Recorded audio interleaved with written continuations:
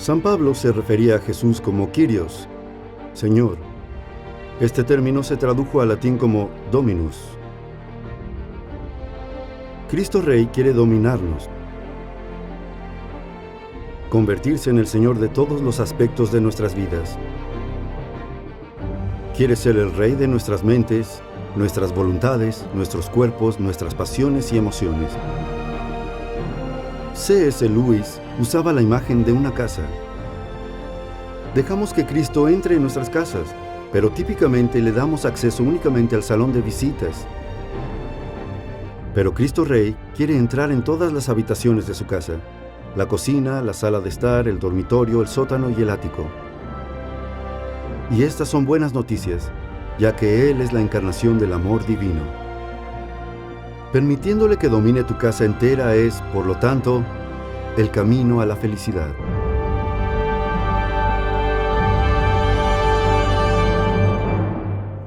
Hemos visto que David es el rey definitivo del Antiguo Testamento.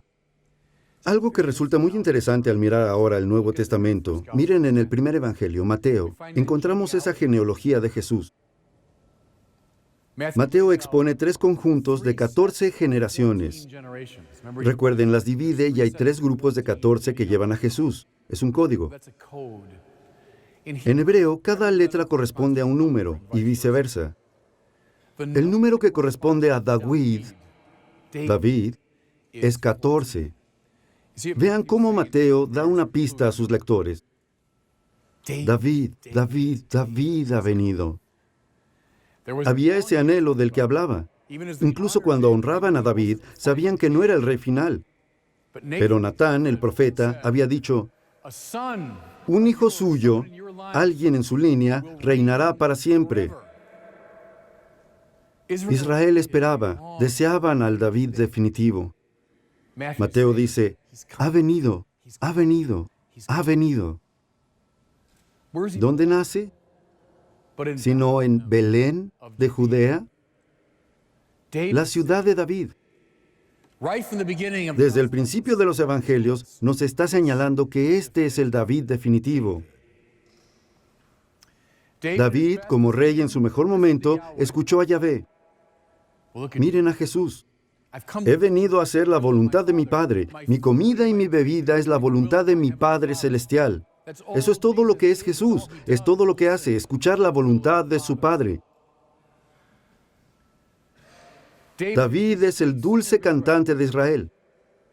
Escuchen a Jesús a medida que canta dulcemente a través de los Evangelios.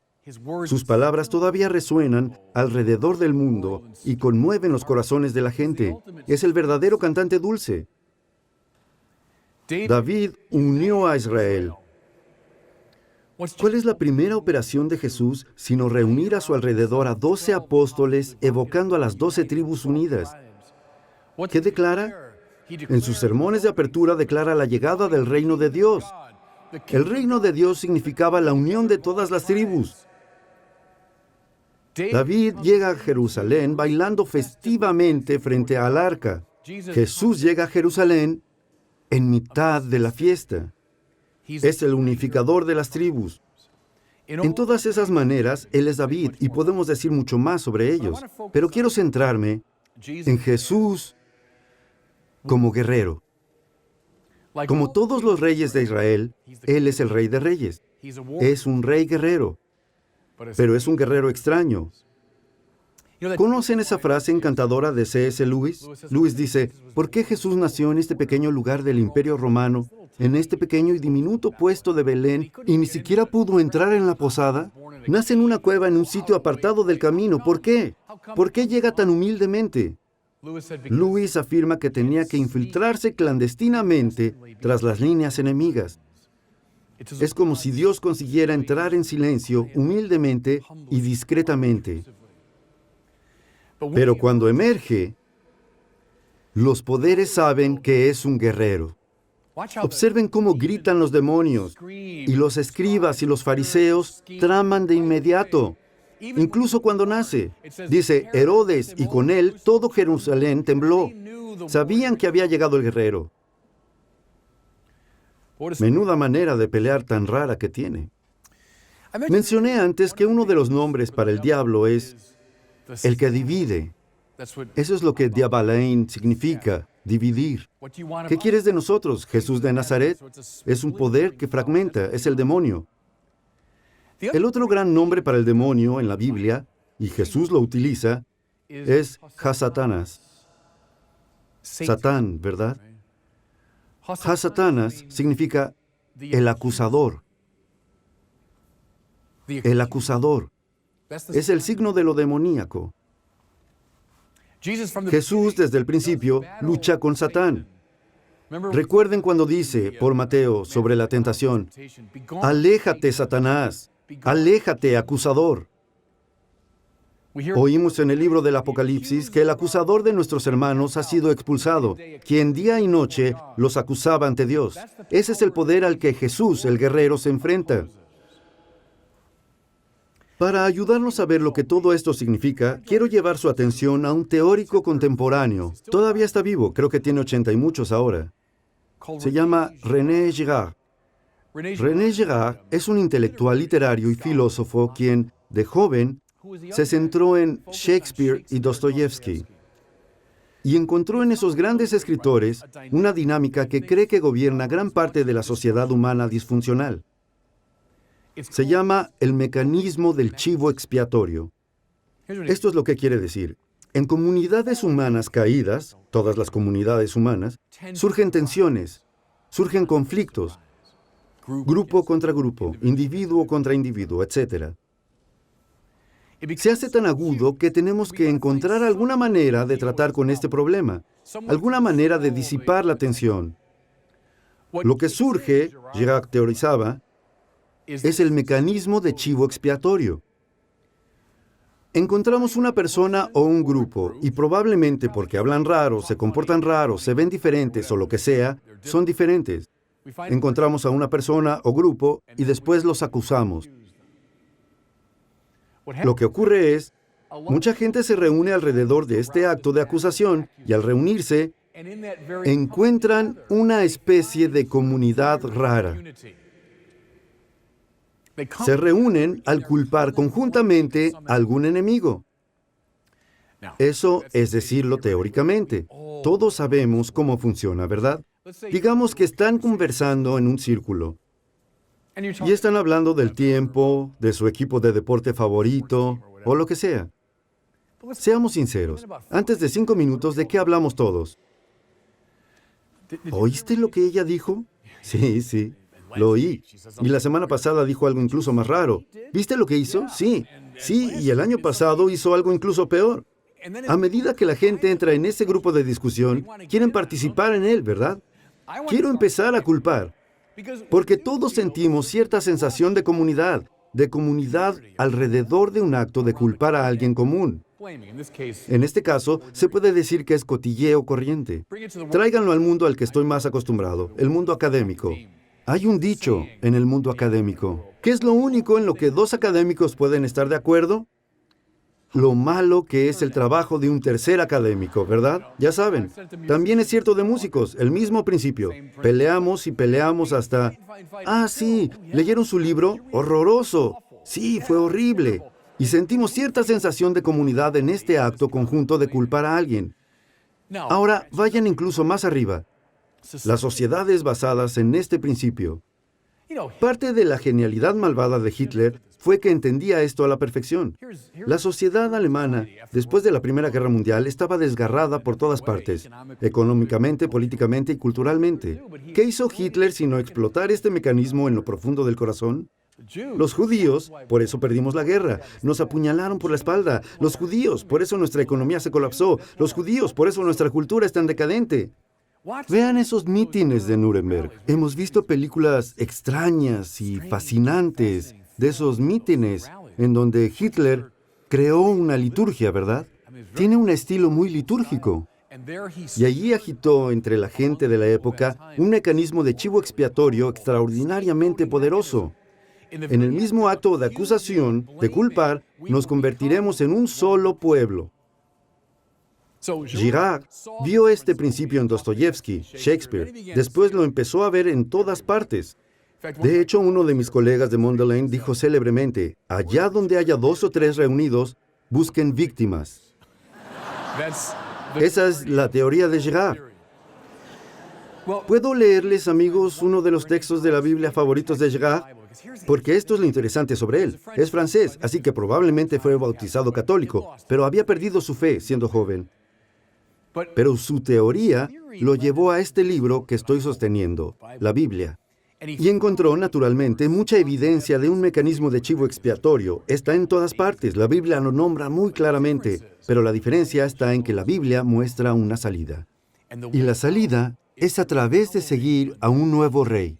¿Entiende lo que digo? No es una figura como Hitler, un líder que nos va a organizar de una manera demoníaca, satánica, sino más bien un nuevo rey.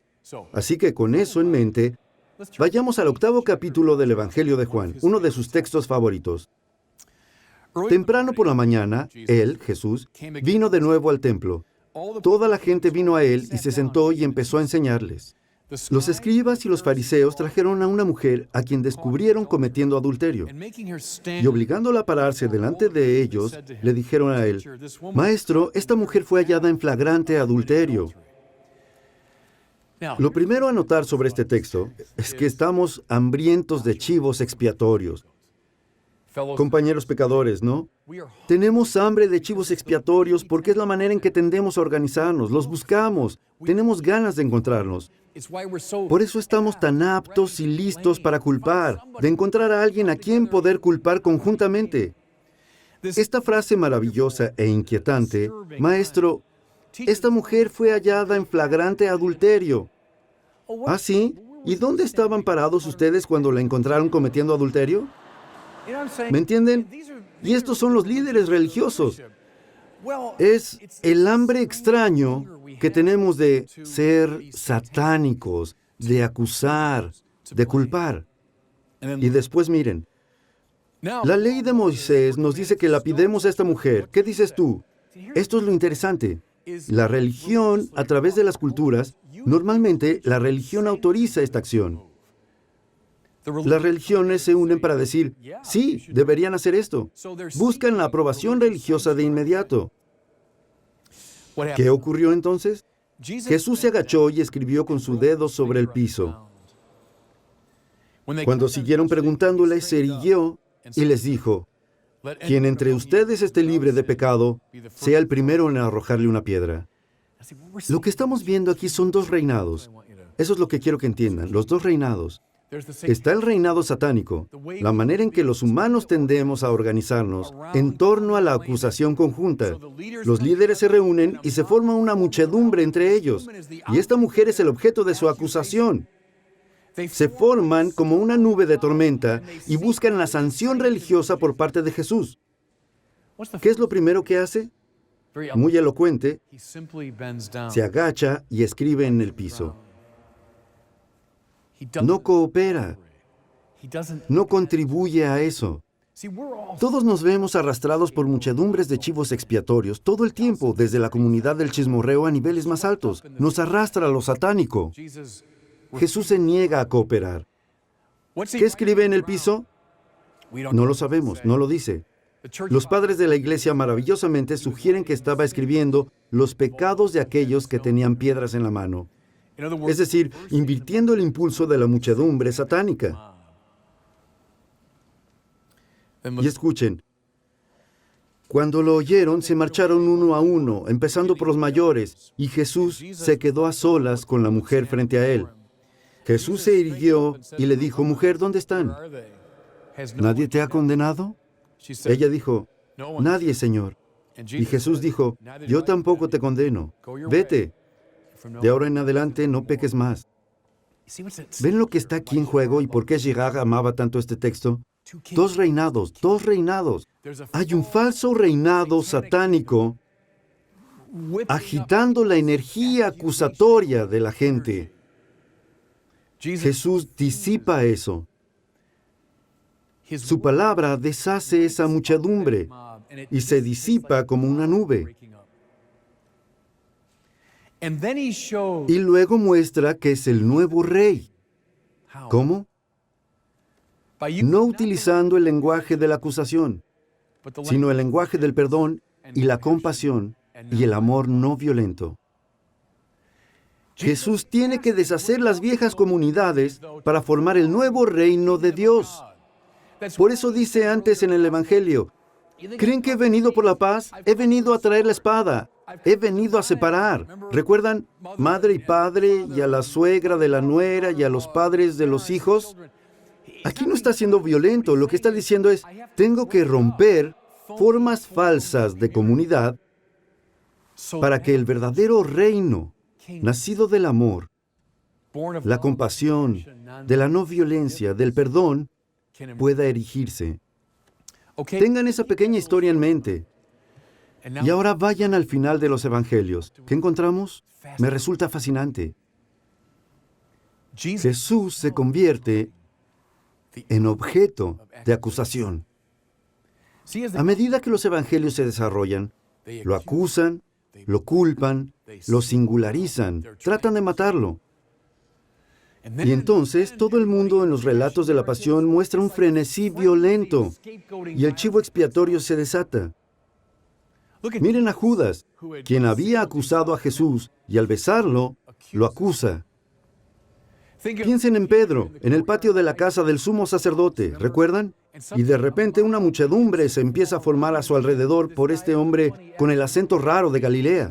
Él estaba con él. Sé que estaba. Pedro sabe que está en problemas, así que lo niega. No, pero tu acento te delata. Es una acción clásica de chivo expiatorio. Oímos que todo el Sanedrín se levantó al unísono para acusar a Jesús. También es sutil, como en el Evangelio de Lucas. Oímos que Pilatos y Herodes, quienes habían sido enemigos hasta ese día, se hacen amigos.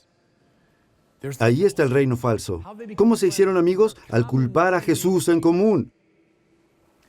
Los relatos de la pasión muestran esta acción falsa y disfuncional de organizarnos. Jesús es culpado por toda esta gente, por los judíos, por los romanos, por sus propios discípulos, por todos los aspectos de la sociedad. Lo llevan a las afueras de la ciudad para poder crucificarlo. Es la víctima absoluta del chivo expiatorio. ¿Y no dice el mismo Caifás, no sería mejor si una persona muriera por toda la comunidad? Esa es la vieja filosofía, en resumen. Así que Jesús, crucificado, es una víctima del chivo expiatorio, el enemigo de la vieja manera de organizar cosas. En su resurrección de entre los muertos, ¿qué vemos? Vemos muchas cosas, pero en cuanto a esto, ¿qué vemos? Que Dios, el verdadero Dios, no está del lado de los que orquestan el chivo expiatorio. No está del lado de los que culpan. No aprueba esta vieja manera de organizar las cosas, sino más bien, al resucitar a Jesús, la víctima del chivo expiatorio de entre los muertos, Dios muestra que se compromete con la no violencia, el perdón, compasión, amor, un nuevo reino. Las ironías se hacen deliciosas y abundan en los evangelios. Poncio Pilatos es el típico gobernante romano. Se cree importante, es pomposo y violento. No idealicen a Poncio Pilatos. Poncio Pilatos pone sobre la cruz de Jesús un cartel que tiene intención de burla. Jesús Nazarenus Rex Judaeum. Jesús de Nazaret, rey de los judíos. Jaja, de eso se trata. Miren a su rey, crucificado. Con este tipo de hombre haremos lo que siempre hacemos. Lo echaremos de la ciudad, lo culparemos y nos reuniremos y lo odiaremos conjuntamente. Pero Pilatos se convierte en el primer gran evangelista, porque escribe ese cartel no solo en latín, sino en hebreo y en griego también, para que nadie se lo pueda perder. De hecho, este es el rey de los judíos. Este es el nuevo David, quien gobierna a su pueblo, no según las viejas maneras de chivo expiatorio, de culpa y violencia, sino como el líder de una nueva comunidad de paz, de no violencia, de compasión, de perdón, de amor. Y es Pilatos quien lo anuncia. En otras palabras, Pilatos anuncia su propia destrucción, que él ha sido destronado y ha llegado un nuevo rey. Escuchen a todos los escritores de los evangelios y escuchen a Pablo. ¿Qué saben? Saben que David ha llegado, el que hemos estado esperando, el David definitivo. Qué sorpresa ha sido, pero ha venido. El rey ha sido anunciado. Nuestro trabajo es hacer que todo el mundo lo sepa. Tienen un nuevo rey y un nuevo reino está naciendo. Y quiero que todo el mundo lo sepa. Quiero que todo el mundo se una. Eso, amigos, se llama evangelización. Y los papas nos han estado convocando en los últimos años a una nueva evangelización. Tienen la misma forma que siempre ha tenido. Los viejos y cansados reinos del mundo, aunque parezcan tan poderosos como siempre, han sido despojados de su poder, ya que un nuevo rey, el nuevo David, ha venido. Y nuestro trabajo es anunciarlo y atraer a gente al poder de ese reino. Ya mencioné cómo todos ustedes, todos los bautizados, crismados, participantes de Cristo, son sacerdotes, profetas y reyes. Sacerdotes, ustedes reconcilian. Los profetas, ustedes proclaman. Reyes, ustedes gobiernan. Se gobiernan a sí mismos, ordenando lo que hay dentro de ustedes según los propósitos de Dios. Gobiernan sus familias, ordenando los carismas para que sean, como Juan Pablo dijo, pequeñas iglesias. Una pequeña iglesia en la que todo el mundo descubre su misión. Gobiernan donde trabajan. Gobiernan a sus empleados. Ordenan sus carismas por el bien del reino. Contribuyen al gobierno de la cultura y la sociedad.